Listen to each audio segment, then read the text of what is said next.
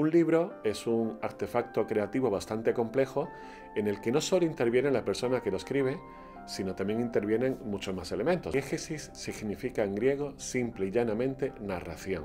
Esta estupenda novela de Núria Gael, El reverendo de Nothing House, y ya estamos viendo un elemento extradiegético. La narración extradiegética abre mucho más el plano.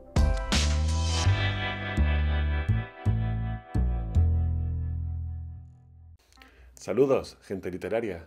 Soy Augusto López, escritor y profesor de escritura creativa, y en este vídeo vamos a conocer unos conceptos que te pueden resultar de mucha utilidad a la hora de escribir, que son los de narración homodiegética y narración heterodiegética. Lo primero que te puedes preguntar es por qué tienen la manía de poner en la teoría literaria estos nombres tan raros y tan rebuscados, ¿verdad? Que parecen a veces medicamentos o enfermedades. Bueno, pues tiene prácticamente la misma lógica que lo puede tener cuando escuchamos el nombre de un medicamento y una enfermedad. Y es que la gran mayoría de conceptos que se examinan en literatura, en la parte teórica sobre todo, tienen su origen en palabras latinas y griegas. Y de esta forma, pues son comunes en todos los idiomas. Con lo cual, si cogemos un término como diégesis, que ahora explicaremos lo que es, vas a ver que es un concepto muy fácil y de esta forma, prácticamente en todos los idiomas, lo que es el concepto de diégesis se entiende perfectamente. Entonces, por eso nos pasa esto. Parecemos bichos raros, ¿verdad? Conocimos estos conceptos, pero en realidad, con saber una simple etimología y de dónde viene, nos vamos a aclarar y, oye, nos vamos a sentir más conectados con nuestra tradición grecolatina.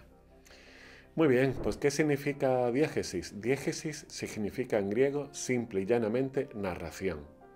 Entonces, en teoría literaria, se coge este término, diégesis, para referirse a todos los elementos que están dentro de la narración, de la diégesis.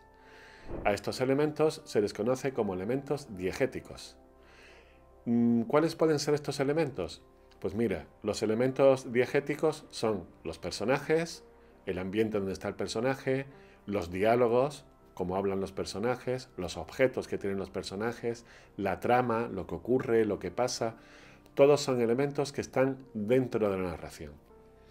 Y tú me puedes decir, bueno, pues eso es todo, ¿no? No, en literatura hay también unos elementos muy importantes que son los elementos extradiegéticos. ¿Cuáles serían estos elementos? Pues por ejemplo, cogemos un libro, por ejemplo esta estupenda novela de Núria Gael, El reverendo de Nothing House, y ya estamos viendo un elemento extradiegético. ¿Cuál sería? Pues el título. El título de la novela no pertenece a la narración. La sinopsis también sería un elemento extradiegético. ¿Y qué más podemos encontrar en un libro que sea extradiegético? Pues muchas cosas. Podemos encontrar el prólogo, el prefacio, el epílogo, las ilustraciones si las tiene, las notas a pie de página. Todos son elementos extradiegéticos, es decir, que están fuera de la narración.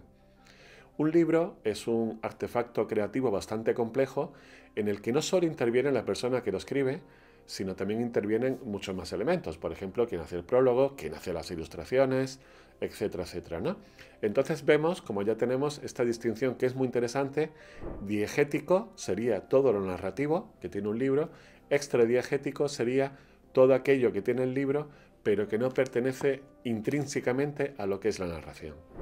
Esto, por ejemplo, en cine también se ve muy claro. En cine, pues si tenemos una película, los elementos diegéticos, no nos olvidemos que siempre el cine es una narración visual, pero narración, es decir, sería una diégesis visual, si nos ponemos ya griegos, ¿verdad?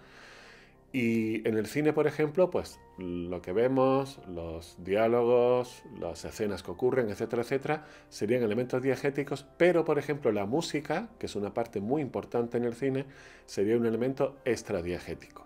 Bien, entonces vemos como las narraciones, ya sean en literatura o en cine, también en teatro, en cómic, etcétera, etcétera, siempre tienen dos tipos de elementos, los elementos diegéticos y los elementos extradiegéticos. Ahora vamos a ver cómo aplicamos este concepto de diégesis, lo aplicamos a la perspectiva desde la cual escribimos la historia. Vamos a ello.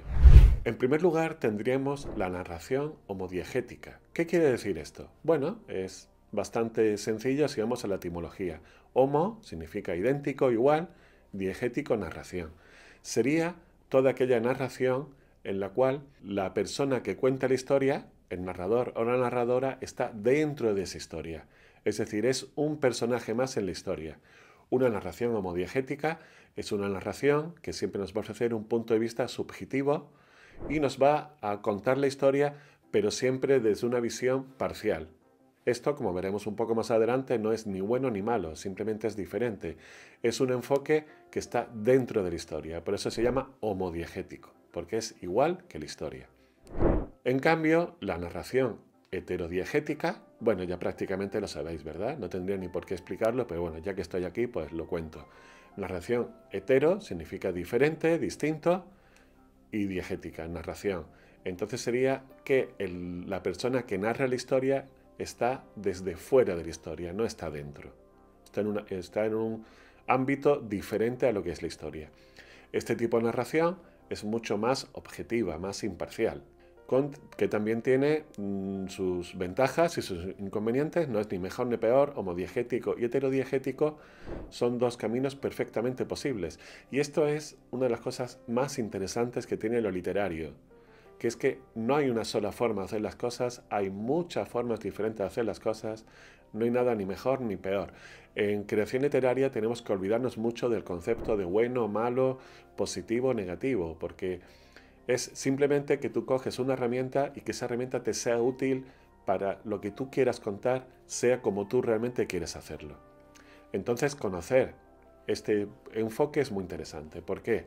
Si yo opto por una narración homodiegética, esta narración va a estar dentro de la historia y entonces es verdad que no voy a tener la amplitud que tiene una narración heterodiegética porque estás desde fuera y al contarlo desde fuera tienes una visión más objetiva, pero sí voy a tener una visión más subjetiva, más cómplice con el lector.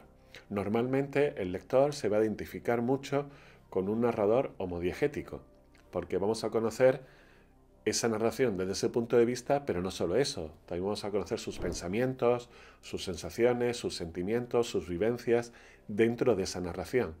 Con lo cual vamos a focalizar mucho la narración desde ese personaje y cómo nos la cuenta ese personaje.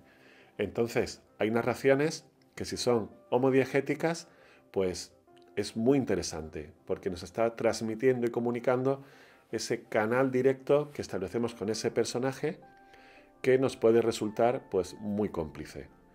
Ese personaje en una narración homodiegética puede ser el personaje principal, que entonces normalmente se contaría en primera persona, o también puede ser un personaje testigo, o incluso un personaje que está observando, pero está dentro de la narración. Eso es lo importante, la gran diferencia y lo fundamental de la narración homodiegética. El personaje está dentro de la historia. Puede estar en el plano principal de la historia, en un plano más alejado o incluso un plano todavía más alejado. Nosotros imaginémonos que estamos contando la historia de un atraco a un banco. Podemos contar la historia desde el punto de vista del atracador, pero también podemos contar la historia desde el punto de vista de la pareja del atracador. O incluso podemos contar la historia desde el punto de vista de una vecina que está viendo cómo se va planificando todo el atraco. Lo puede escuchar, por ejemplo, a través de la pared.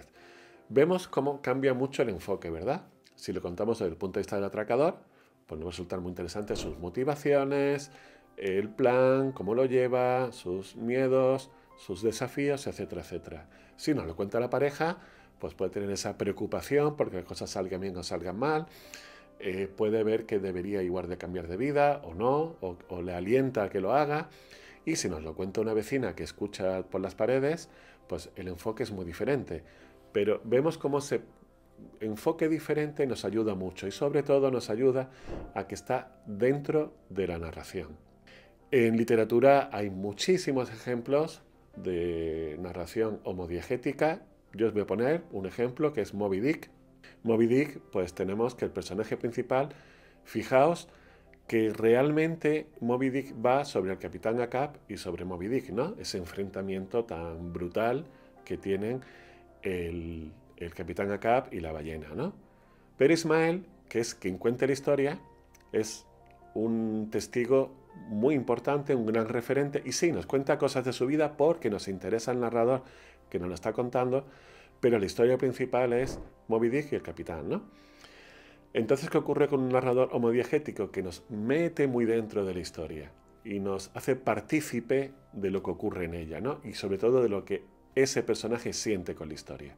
Y es muy interesante.